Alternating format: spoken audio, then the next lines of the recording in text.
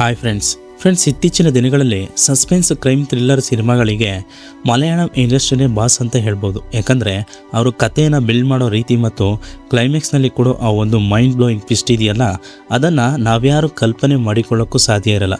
ಕೇವಲ ಒಂದು ಸಿನಿಮಾ ಅಂತ ಅಲ್ಲ, ನೀವು ಸಾಕಷ್ಟು ಕ್ರೈಮ್ ಮಿಸ್ಟ್ರಿ ಸಿನಿಮಾಗಳನ್ನು ನೋಡಿ, ಸಾಕಷ್ಟು ಸಸ್ಪೆನ್ಸ್ ಸಿನಿಮಾಗಳಲ್ಲಿ ಮಲಯಾಳಂ ಇಂಡಸ್ಟ್ರಿನೇ A1 ಅಂತ ಹೇಳ್ಬೋದು.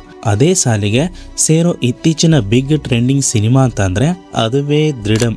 ಸ್ನೇಹಿತರೆ, ಮೇ ತಿಂಗಳಲ್ಲಿ ಥಿಯೇಟರ್ಗೆ ಬಂದು ಸದ್ದಿಲ್ಲದೆ ಸೂಪರ್ ಹಿಟ್ ಆದ ಈ ಸಿನಿಮಾ ಇತ್ತೀಚೆಗೆ OTTಗೆ ಬಂದಾಗಿನಿಂದ ಸೋಷಿಯಲ್ ಮೀಡಿಯಾದಲ್ಲಿ ಸಖತ್ತು ವೈರಲ್ ಆಗ್ತಿದೆ.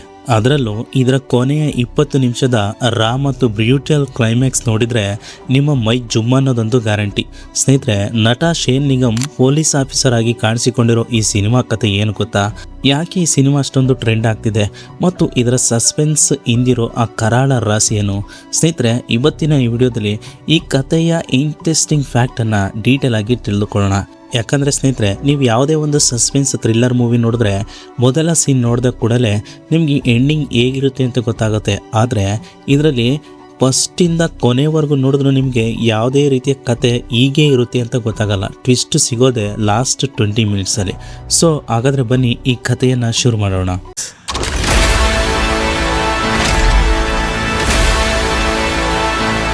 ಸ್ನೇಹಿತರೆ, ಈ ಸಿನಿಮಾದ ಕತೆ ಶುರುವಾಗೋದು ಇಡುಕ್ಕಿ ಜಿಲ್ಲೆಯ ಕುಜಿನಿಲಂ ಅನ್ನೋ ಒಂದು ಹಳ್ಳಿಯ ಒಂದು ಪೊಲೀಸ್ ಸ್ಟೇಷನ್ ಇದ್ದ. ಪ್ರಕೃತಿ ಸೌಂದರ್ಯದ ಮಧ್ಯೆ ಇರೋ ಈ ಹಳ್ಳಿ ತುಂಬ ಶಾಂತವಾಗಿರುತ್ತೆ. ಇಲ್ಲಿ ದೊಡ್ಡ ದೊಡ್ಡ ಕ್ರೈಮ್ಸ್ ಯಾವುದೂ ನಡೆದೇ ಇರಲ್ಲ. ಇಂತಹ ಸ್ಟೇಷನ್ಗೆ ವಿಜಯ್ ರಾಧಾಕೃಷ್ಣನ್ ಅನ್ನೋ ಒಬ್ಬ ಯುವ ಸಬ್ ಇನ್ಸ್ಪೆಕ್ಟರ್ ಹೊಸದಾಗಿ ಜಾಯ್ನ್ ಆಗ್ತಾರೆ.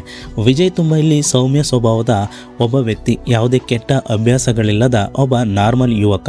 ಸ್ನೇಹಿತರೆ, ಆದರೆ ವಿಜಯ್ ಜಾಯ್ನ್ ಆದ ಕೆಲವೇ ದಿನಗಳಲ್ಲಿ ಆ ಶಾಂತವಾಗಿದ್ದ ಹಳ್ಳಿಯಲ್ಲಿ ಇಡೀ ಊರೇ ನಡುಗುವಂಥ ಒಂದು ಭಯಾನಕ ಘಟನೆ ನಡೆಯುತ್ತೆ.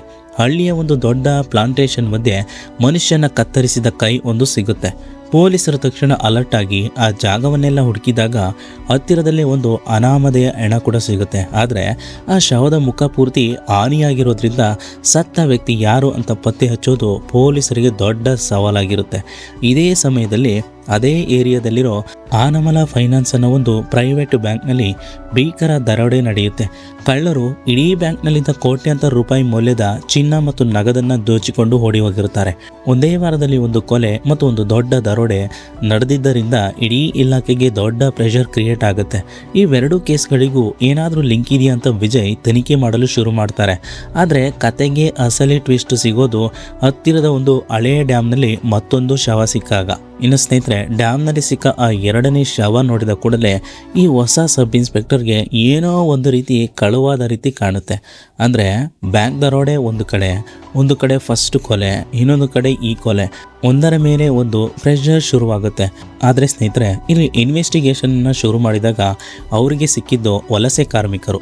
ಆರಂಭದಲ್ಲಿ ಪೊಲೀಸರಿಗೆ ತಮಿಳುನಾಡಿನಿಂದ ಬಂದ ಕೆಲವು ವಲಸೆ ಕಾರ್ಮಿಕರ ಮೇಲೆ ಸಂಶಯ ಪಡ್ತಾರೆ. ಯಾಕಂದರೆ ಆ ಹಳ್ಳಿಯಲ್ಲಿ ತಮಿಳು ಕಾರ್ಮಿಕರು ಜಾಸ್ತಿ ಇರ್ತಾರೆ. ಆದರೆ ನಮ್ಮ ಹೀರೋ ಈ ವಿಜಯ್ ಮಾತ್ರ ಬರೀ ಮೇಲ್ನೋಟದ ಸಾಕ್ಷ್ಯಗಳನ್ನು ನಂಬದೆ ಆಳವಾಗಿ ರಿಸರ್ಚ್ ಮಾಡೋಕ್ಕೆ ಶುರು ಮಾಡ್ತಾರೆ. ತನಿಖೆ ಮಾಡ್ತಾ ಹೋದಾಗ ಅವರಿಗೆ 2 ಪ್ರಮುಖ ಕ್ಲೂ ಸಿಗುತ್ತೆ. ಮೊದಲನೆಯದು ಒಂದು ವಿಭಿನ್ನವಾದ ಹಳೆ ಮೊಬೈಲ್ನ ವಿಚಿತ್ರ ರಿಂಗ್ ಟೋನ್. ಎರಡನೆಯದು ಸತ್ತ ವ್ಯಕ್ತಿಯ ಜೇಬಿನಲ್ಲಿ ಸಿಗೋ ಒಂದು ಅಪರೂಪದ ಮೆಡಿಸಿನ್ ಚೀಟಿ. ಇದು ಪಾರ್ಶ್ವವಾಯು ಪೀಡಿತ ರೋಗಿಗಳಿಗೆ ಕೊಡುವಂಥ ಸ್ಪೆಷಲ್ ಮೆಡಿಸಿನ್ ಆಗಿರುತ್ತೆ. ಈ 2 ಕ್ಲೂಗಳನ್ನು ಇಟ್ಟುಕೊಂಡು ವಿಜಯ್ ಇಡೀ ಹಳ್ಳಿಯ ಮೆಡಿಕಲ್ ಶಾಪ್ಗಳನ್ನು ಹುಡುಕಿದಾಗ ಸಿಗುವ ಆ ಸತ್ಯ ವಿಜಯ್ ಕಾಲ ಕೆಳಗಿನ ನೆಲವನ್ನೇ ಸರಿಸುತ್ತೆ.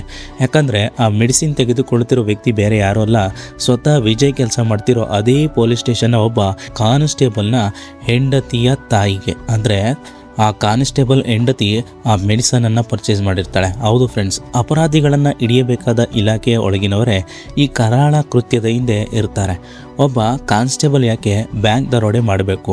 ಬರೀ ಕಾನ್ಸ್ಟೇಬಲ್ ಅಲ್ಲ, ಇಡೀ ಗ್ಯಾಂಗ್ ಇರುತ್ತೆ. ಹಾಗಾದರೆ ಮೊದಲು ಸಿಕ್ಕ ಆ ಕತ್ತರಿಸಿದ ಕೈ ಯಾರದು? ಈ ಎಲ್ಲ ಪ್ರಶ್ನೆಗಳು ವಿಜಯ್ ತಲೆಯಲ್ಲಿ ಓಡೋಕೆ ಶುರುವಾಗುತ್ತೆ. ಇಲ್ಲಿಂದ ಸಿನಿಮಾದ ವೇಗ ಡಬಲ್ ಆಗುತ್ತೆ. ಸ್ನೇಹಿತರೆ, ಈ ಸಿನಿಮಾದ ಸೆಕೆಂಡ್ ಹಾಫ್ನಲ್ಲಿ ಬರೋ ಇನ್ವೆಸ್ಟಿಗೇಷನ್ ಸೀನ್ಗಳು ತುಂಬ ರಿಯಲಿಸ್ಟಿಕ್ ಆಗಿ ಮೂಡಿ ಬಂದಿವೆ. ಹೀರೋ ವಿಜಯ್ಗೆ ಅಸಲಿ ಅಪರಾಧಿ ಯಾರು ಅಂತ ಗೊತ್ತಾದಾಗ ಆ ಅಪರಾಧಿ ತುಂಬ ಪ್ರಭಾವಶಾಲಿ ಆಗಿರೋದ್ರಿಂದ ಅವರನ್ನು ಕಾನೂನುಬದ್ಧವಾಗಿ ಸಿಕ್ಕಿಸೋದು ಕಷ್ಟ ಆಗುತ್ತೆ. ಆದರೆ ಆದರೆ ಕೊನೆಯ 20 ನಿಮಿಷ ಇದೆಯಲ್ಲ ಅದು ಇಡೀ ಸಿನಿಮಾದ ಹೈಲೈಟ್. ವಿಜಯ್ ಕಂಪ್ಲೀಟ್ ಸಾಕ್ಷ್ಯಗಳೊಂದಿಗೆ ಆ ವಿಲನನ್ನು ಒಂದು ಹಳೆ ಒಂಟಿ ಜಾಗದಲ್ಲಿ ಕಾರ್ನರ್ ಮಾಡ್ತಾನೆ.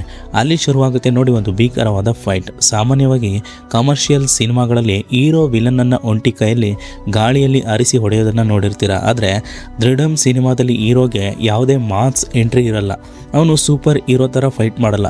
ಅಲ್ಲಿ ನಡೆಯೋದೇ complete raw and brutal survival fight. ಅಂದರೆ ತನ್ನ ಪ್ರಾಣ ಉಳಿಸಿಕೊಳ್ಳಲು ಒಬ್ಬ ಮನುಷ್ಯ ಕ್ರೂರ ಮೃಗದ ಥರ ಹೇಗೆ ಕಚ್ಚಾಡ್ತಾನೋ ಆ ಥರದ ಫೈಟ್ ಸೀನ್ ಅದಾಗಿದೆ. ಮಣ್ಣು ಮಳೆ ರಕ್ತದ ಮಧ್ಯೆ ನಡೆಯೋ ಆ ಕೊನೆಯ 20 ನಿಮಿಷದ ಆ್ಯಕ್ಷನ್ ಮತ್ತು ಆ ರಿವೀಲ್ ಆಗೋ ಆ ಅಂತಿಮ ಟ್ವಿಸ್ಟ್ ಇಡೀ ಪ್ರೇಕ್ಷಕರನ್ನ ಸೀಟ್ನ ತುದಿಗೆ ತಂದು ನಿಲ್ಲಿಸುತ್ತೆ. ಸಿನಿಮಾ ಮುಗಿದ ಮೇಲೂ ಆ ಕ್ಲೈಮ್ಯಾಕ್ಸ್ ನಮ್ಮ ತಲೆಯಲ್ಲಿ ಹಾಗೆ ಉಳಿದು ಬಿಡುತ್ತೆ. ಇನ್ನು ಸ್ನೇಹಿತರೆ, ಈ ಸಿನಿಮಾ ಯಾಕೆ ಇಷ್ಟೊಂದು ಸ್ಪೆಷಲ್ ಮತ್ತು ನಾವ್ಯಾಕೆ ಇದನ್ನು ಮಿಸ್ ಮಾಡಬಾರ್ದು ಅನ್ನೋದಕ್ಕೆ ಕೆಲವು ಇಂಪಾರ್ಟೆಂಟ್ ಫ್ಯಾಕ್ಟ್ಸ್ ಇದೆ. ಸ್ನೇಹಿತರೆ, ಸಿನಿಮಾದ ಪ್ಲಸ್ ಪಾಯಿಂಟ್ ಇಲ್ಲಿ ಪ್ರೇಕ್ಷಕರಿಗೆ ಸಿಗೋ ಒಂದು ಎಕ್ಸ್ಪೀರಿಯನ್ಸ್ನ ಮಾಡ್ಬೋದು. ಹಾಗೆ ರಿಯಲಿಸ್ಟಿಕ್ ಮೇಕಿಂಗ್ ಇದೆ. ಎಲ್ಲೂ ಅತಿಶಯೋಕ್ತಿ ಇಲ್ಲದ ನೈಜ ಪೊಲೀಸ್ ತನಿಖೆ ಇರುತ್ತೆ. ಹಾಗೆ ಜೀತು ಜೋಸೆಫ್ ಪ್ರೆಸೆಂಟೇಷನ್ ಅಂದರೆ ದೃಶ್ಯಂ ಖ್ಯಾತಿಯ ಡೈರೆಕ್ಟರ್ ಬೆಂಬಲ ಇರೋದ್ರಿಂದ ಸಸ್ಪೆನ್ಸ್ ಇಲ್ಲಿ ತುಂಬ ಅದ್ಭುತವಾಗಿದೆ. ಇನ್ನು ಹೊಸದಾಗಿ ಬಂದಂಥ ಶೇನ್ ನಿಗಮ್ ನಟನೆ, ಹೆದರುತ್ತಲೇ ಧೈರ್ಯ ತೋರಿಸೋ ಹೊಸ ಥರದ ಪೊಲೀಸ್ ಪಾತ್ರ. ಇಲ್ಲಿ ಮೊದಲನೇದಾಗಿ ಇದರಲ್ಲಿ ಹೀರೋಗೆ ಯಾವುದೇ ಕೆಟ್ಟ ಅಭ್ಯಾಸಗಳನ್ನು ತೋರಿಸಿಲ್ಲ.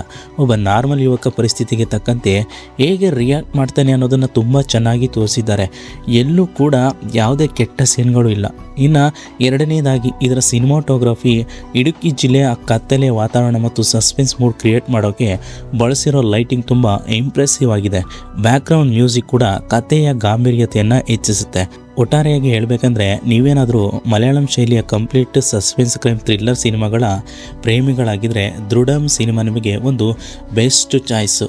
ಯಾಕಂದರೆ 20 ನಿಮಿಷ ಇದೆಯಲ್ಲ ಮೈಂಡ್ ಬ್ಲೋಯಿಂಗ್. ಅದರಲ್ಲಿ ತನ್ನ ಕಾನ್ಸ್ಟೇಬಲ್ ಅನ್ನು ಕೇಳ್ತಾನೆ, ಈ ದರೋಡೆಯನ್ನು ನೀವೇ ಮಾಡಿದ್ದು ಅಲ್ವಾ? ಯಾಕಂದರೆ ಅವತ್ತು ಪ್ಯಾಟ್ರೋಲಿಂಗ್ ಹೋಗಿದ್ದೆ ತನ್ನ ಸಹೋದ್ಯೋಗಿ ಕಾನ್ಸ್ಟೇಬಲ್. ಆ CCTV ಫೂಟೇಜ್ನಿಂದ, ಅಂದರೆ ಬ್ಯಾಂಕ್ ದರೋಡೆ CCTV ಫೂಟೇಜ್ನಲ್ಲಿ ಅವನಿಗೆ ಇಡೀ ಗಾಡಿಯ ಒಂದು ರಿಫ್ಲೆಕ್ಷನ್ ಕಾಣುತ್ತೆ. ಅಂದರೆ ಆ ಒಂದು ಲೈಟ್ನ ರಿಫ್ಲೆಕ್ಷನ್ ಕಾಣುತ್ತೆ.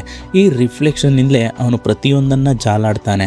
ಇಲ್ಲಿಗೆ ತನ್ನ ಸಹೋದ್ಯೋಗಿ ಕಾನ್ಸ್ಟೇಬಲನ್ನು ಪ್ರಶ್ನೆ ಮಾಡಿದಾಗ ಅಲ್ಲಿದ್ದ ASI ಮತ್ತು ಹೆಡ್ ಕಾನ್ಸ್ಟೇಬಲ್ ಹಾಗೆ ಲೇಡಿ ಕಾನ್ಸ್ಟೇಬಲ್ ಎಲ್ಲ ಕೂಡ ಇದರಲ್ಲಿ ಪಾಲುದಾರರಾಗಿರ್ತಾರೆ. ಕೊನೆಯ 20 ನಿಮಿಷದ ಸೀನಲ್ಲಿ ಆ ಎಲ್ಲ ಸೇರಿ ಈ ಯುವ ಸಬ್ ಇನ್ಸ್ಪೆಕ್ಟರನ್ನು ಕೊಲೆ ಮಾಡಲು ಶುರು ಮಾಡ್ತಾರೆ. ಆದರೆ ಈ ಯುವ ಸಬ್ ಇನ್ಸ್ಪೆಕ್ಟರ್ ಇದನ್ನಲ್ಲ, ಆ 20 ನಿಮಿಷದ ಫೈಟ್ನಲ್ಲಿ ಎಷ್ಟೊಂದು ಹೋರಾಡಿ ಗೆಲ್ತಾನೆ ಅಂದರೆ ನೀವು ಮಿಸ್ ಮಾಡದೆ ಈ ಸಿನಿಮಾವನ್ನು ನೋಡಲೇಬೇಕು ಅಂತ ಅನಿಸುತ್ತೆ. ಸೊ ಸ್ನೇಹಿತರೆ, ಸಿನಿಮಾ ಸದ್ಯಕ್ಕೀಗ ಡಿಸ್ನಿ ಪ್ಲಸ್ ಹಾಟ್ಸ್ಟಾರ್ನಲ್ಲಿ ಸ್ಟ್ರೀಮ್ ಆಗ್ತಿದೆ. ನೀವಿನ್ನೂ ಈ ಸಿನಿಮಾ ನೋಡಿಲ್ಲ ಅಂದರೆ ಖಂಡಿತ ಈ ವೀಕೆಂಡ್ನಲ್ಲಿ ಒಂದು ಸಾರಿ ವಾಚ್ ಮಾಡಿ. ಆಲ್ರೆಡಿ ಈ ಸಿನಿಮಾ ನೋಡಿದರೆ ಇದರ ಕ್ಲೈಮ್ಯಾಕ್ಸ್ ಟ್ವಿಸ್ಟ್ ನಿಮಗೆ ಹೇಗೆ ಅನಿಸಿತು ಅನ್ನೋದನ್ನು ನಮ್ಮ ಕಾಮೆಂಟ್ ಬಾಕ್ಸಲ್ಲಿ ತಿಳಿಸಿ. ಹಾಗೆ ವಿಡಿಯೋ ಇಷ್ಟ ಆಗಿದರೆ ಖಂಡಿತ ಒಂದು ಲೈಕ್ ಮಾಡಿ. ಹಾಗೆ ನಿಮ್ಮ ಮೂವಿ ಲವರ್ ಫ್ರೆಂಡ್ಸ್ಗೆ ಈ ವಿಡಿಯೋವನ್ನು ಶೇರ್ ಮಾಡಿ. ಇದೇ ಥರದ ಇಂಟ್ರೆಸ್ಟಿಂಗ್ ಮೂವಿ ಫ್ಯಾಕ್ಟ್ಸ್ ಮತ್ತು ಸ್ಟೋರಿಗಳಿಗಾಗಿ, ಟ್ರೆಂಡಿಂಗ್ ಟಾಪಿಕ್ ಆಗಿ ನೀವು ಇನ್ನೂ ಕೂಡ ನಮ್ಮ ಚಾನಲನ್ನು ಸಬ್ಸ್ಕ್ರೈಬ್ ಮಾಡಿಲ್ಲ ಅಂದರೆ ಈ ಕೂಡಲೇ ಸಬ್ಸ್ಕ್ರೈಬ್ ಮಾಡ್ಕೊಳ್ಳಿ. Thanks for watching video.